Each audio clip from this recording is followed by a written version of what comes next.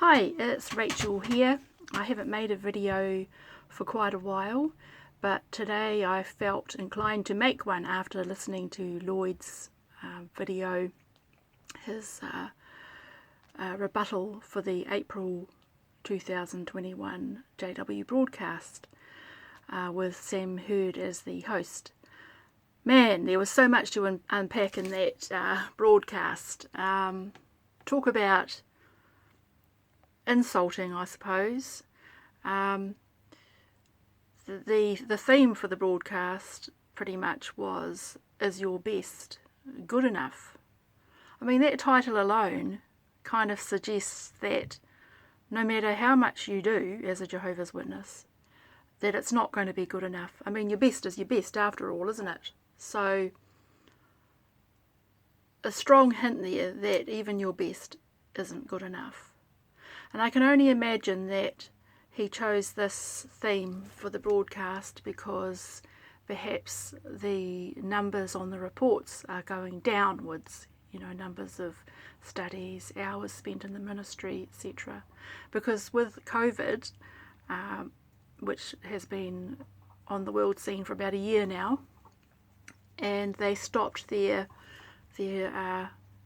door-to-door preaching and the sort of public with contact with the public, so they're doing their ministry online and on the telephone, that sort of thing. But at the same time, they reduced the hourly requirement for those wishing to be regular pioneers or auxiliary pioneers, I suppose. So I can only imagine that Jehovah's Witnesses are viewing this as some kind of a holiday, really, a welcome break from the drudgery of going door to door, and that it's a good excuse for them to sort of slack off a bit and to feel quite justified in doing so.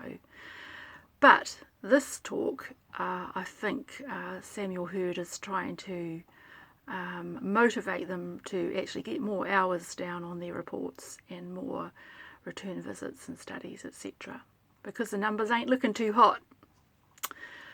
Last year was the first year in decades that the organisation did not have any growth. It was negative growth.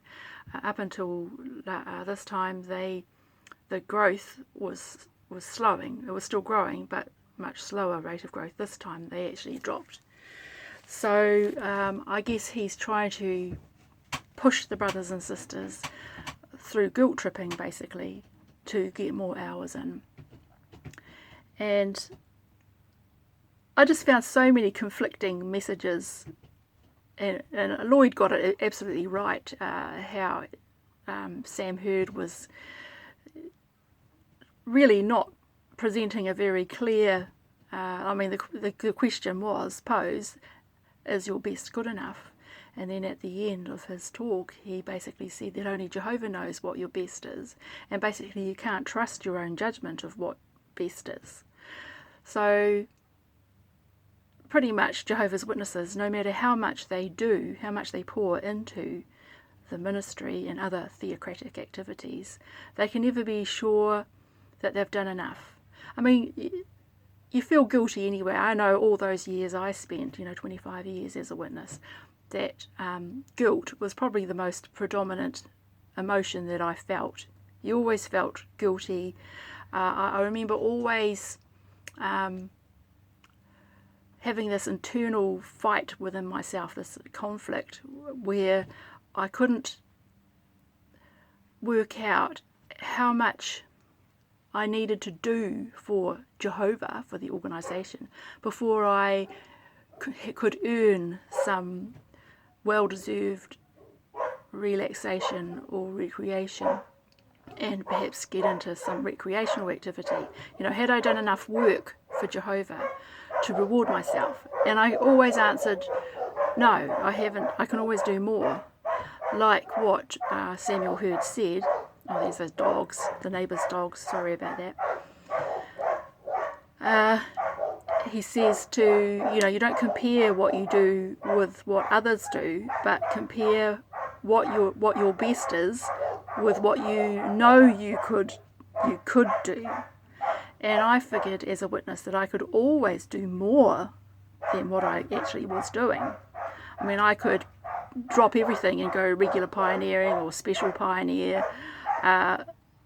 You know, there's always more you can do. So you're in this perpetual state of never feeling like you've done enough, that you're worthless and not pleasing to Jehovah, which is a terrible way to live. Having that guilt, it robs you of happiness. It means you, like for me, I was obedient in that I didn't pursue many outside activities, but at the same time I wasn't doing more of theocratic activities. I was just doing what I had to do, you know, the basics, meeting attendance, you know, some field service every week, meeting preparation, that kind of thing. So I was kind of like in this stuck position, not moving forward, not moving backwards, just stuck there, paralysed, and feeling guilty. And then I used to feel angry at having to feel guilty. Anyway, so many conflicting messages coming through from Samuel Hurd. And he talked about, you know, having the smile, the kingdom smile on your face when you go to the doors. Do you have a pleasant countenance and a kind look about you? So basically, you've got to act. You become good actors being Jehovah's Witnesses, don't you? It's all about appearances, having to look the part, look that you're happy, look like you're happy. So the fact that he has to ask the brothers and sisters to smile shows that they're not exactly happy. They're not happy. So thinking also about that bit of advice, I had to wonder if Anthony Morris missed the memo on that. There's absolutely nothing friendly, warm, kind about him whatsoever. Yeah, he's a very off-putting man.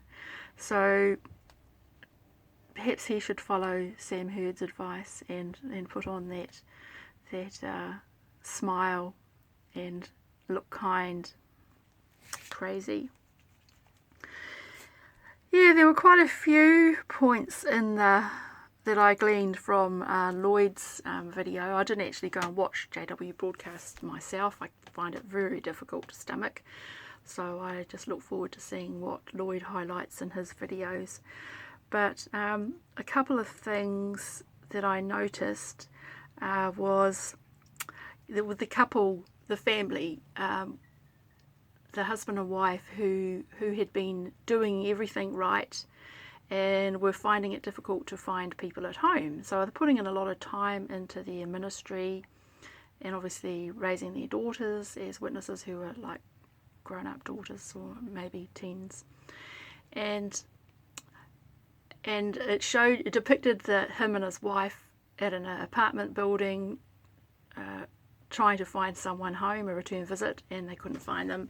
And he was a bit, you know, dejected, and he said something like something had to change, you know, with their ministry.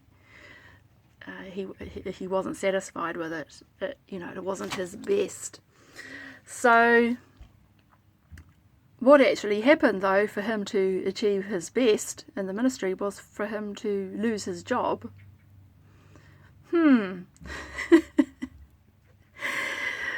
So, yeah, it's okay. Yeah, they sort of, like Lloyd was saying, the organisation just puts a spin on everything. That's right, it was a theocratic opportunity, a spiritual opportunity for him when he lost his job.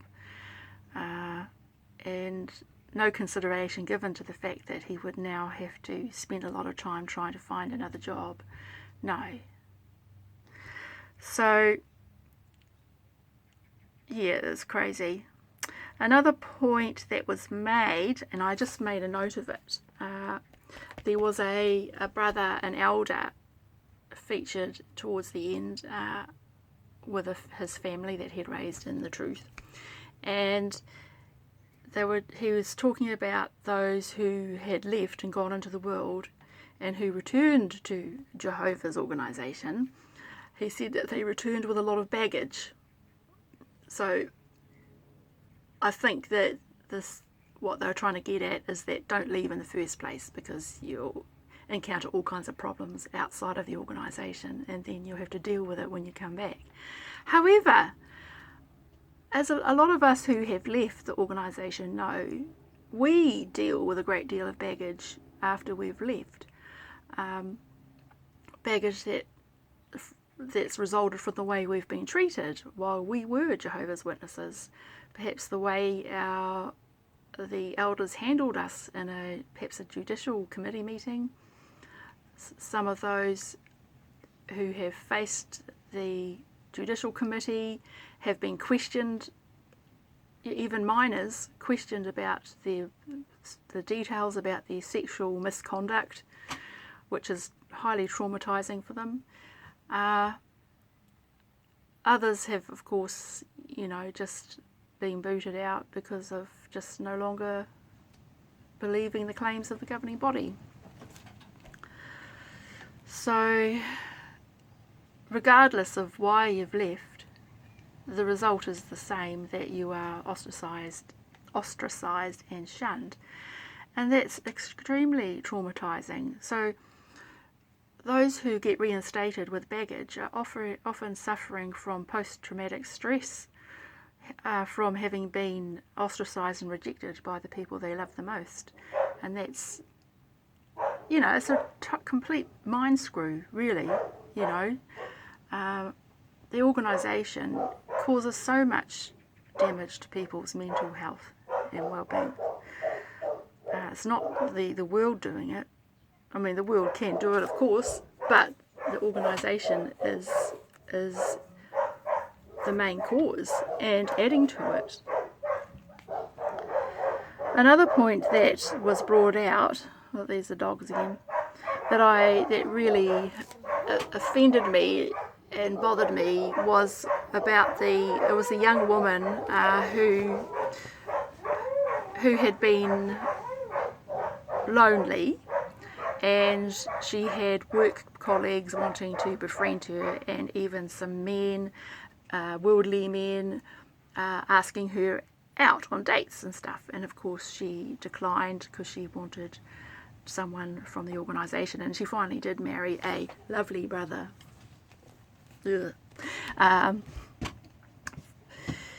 However, there was a part of the dramatisation where this lady was talking on her phone, like video chatting with a sister who had been reinstated into the organisation after leaving because she got involved with a worldly man and had a child with him, and she married him,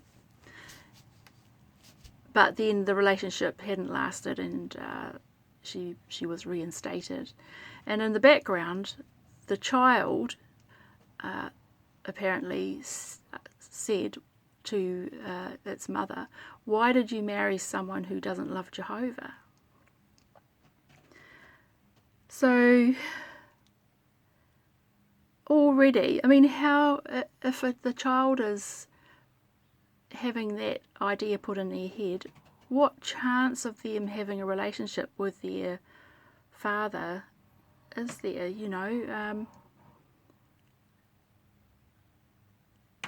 Yeah, it's just absolutely disgusting.